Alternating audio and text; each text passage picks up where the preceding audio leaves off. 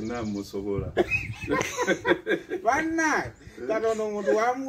wamwera anointing egambe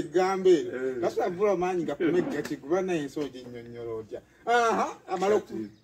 nemuwa essuubi nemuga olwokuba nali njagala omulimu saakanguwala nemuwa essuubi nemuga nja kirowoozaako nagamba tekirina buzibu era nsabukirize kibiki kati ekyo nekiggwa naye nga buli lunaku anzijukiza wangamba ojja kunziramu ayagala ansaye waliwo ebyokulya emicungwa gya kawanda obutunda obuganda miyembe nga tebaliyako yadde bo muyembe oba katunda oba mucungwa nga mukama waabwe tabagambye nti mugulye ne bwe guba gugudde wansi balinda mami waabwe babayitanga bakama waabwe nga bayita mami neddadde naye nze okumanya olwokuba olwaswa yannyinamu essuubi nga